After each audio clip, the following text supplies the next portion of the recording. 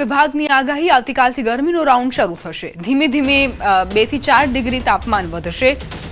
ગરમ પવન ફૂંકાતા અકળામણ અનુભવાશે। આગામી 7 દિવસ વાતાવરણ સૂકું રહેશે।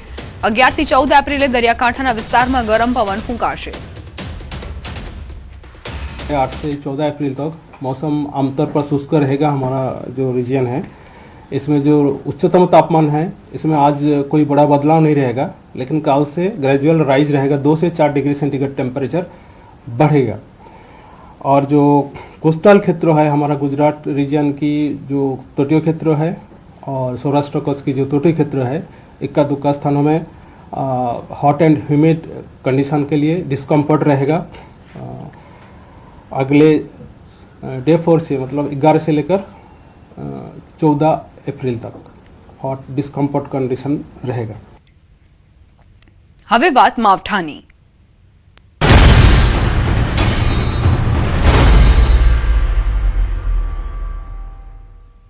ગાંધીનગરથી સમાચાર। કમોસમી વરસાદે ભયાનક તબાહી ફેલાવી।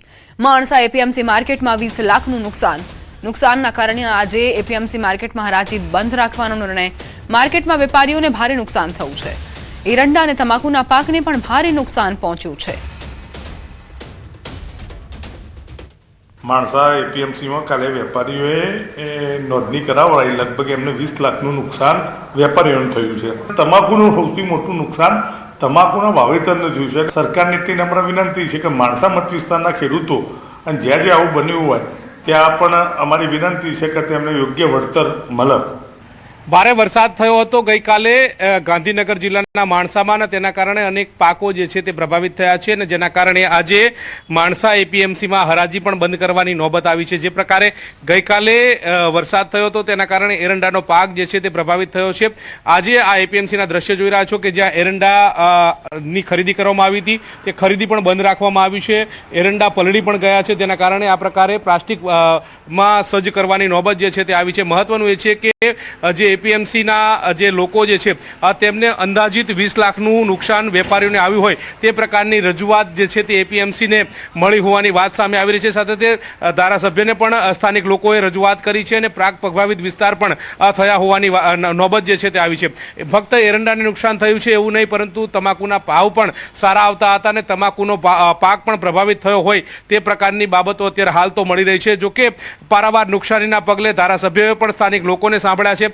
તદુપરાંત પશુપાલન કરતા લોકોને પણ ભારે નુકસાન થયું છે અને તમામ મુદ્દે હવે સરકારને રજૂઆત કરવાની વાત જે છે તે સામે આવી રહી છે। ત્યારે હવે લોકોને જે પ્રકારે નુકસાન થયું છે ત્યારે સરકાર દ્વારા કેવા પ્રકારની સહાય આપવામાં આવે છે અને કમોસમી વરસાદ થયેલા આ જે નુકસાનનું વળતર સરકાર કેવી રીતે ચૂકવે છે તે ઉપર સૌ કોઈની નજર મંડરાયેલી રહેશે। હિતેશ પ્રજાપતિ સાથે ગૌતમ શ્રીમાળી, ન્યૂઝ 18 ગુજરાતી, ગાંધીનગર, માણસા। અરવલ્લી જિલ્લાના મેઘરજ તાલુકામાં કમોસમી વરસાદના કારણે મકાઈ, તમાકુ અને બાજરીનો તૈયાર પાક પલળી જતા ખેડૂતોને પડ્યા પર પાટું જેવી સ્થિતિનું નિર્માણ થયું। ખાસ કરીને સમગ્ર વિસ્તારમાં ખેડૂતોએ કરેલ મકાઈનો પાક વાઢીને ખેતરમાં મૂક્યો હતો। તેને થ્રેસરમાં મકાઈ કાઢવાની હતી, પણ વરસાદ વિલન બનતા સંપૂર્ણ પાકનો સોથ વળી ગયો।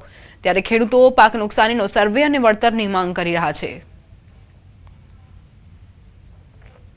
આગાહી પ્રમાણે મેઘરજ તાલુકાની અંદર જે કમોસમી વરસાદ થયો, જેથી અમારા કુનોલ ગામમાં સૌથી વધારે નુકસાન જોવા મળે છે।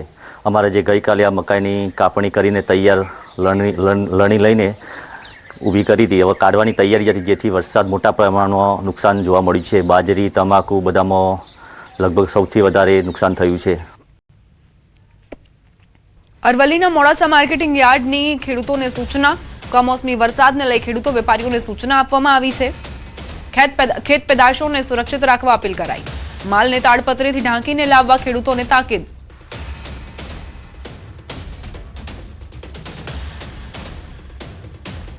કમોસમી માવઠાના કારણે મોડાસા માર્કેટિંગ યાર્ડે ખેડૂતોને સૂચના આપી છે કે પોતાનો જે માલ છે તે તાડપત્રીથી ઢાંકીને લાવવો, જેથી તે સુરક્ષિત રહે। ખેત પેદાશોને સુરક્ષિત રાખવા માટે આ જ એક વિકલ્પ છે, આ જ એક ઉપાય છે, એટલે જ માર્કેટિંગ યાર્ડે આ પ્રકારની સૂચના આપી છે ખેડૂતોને।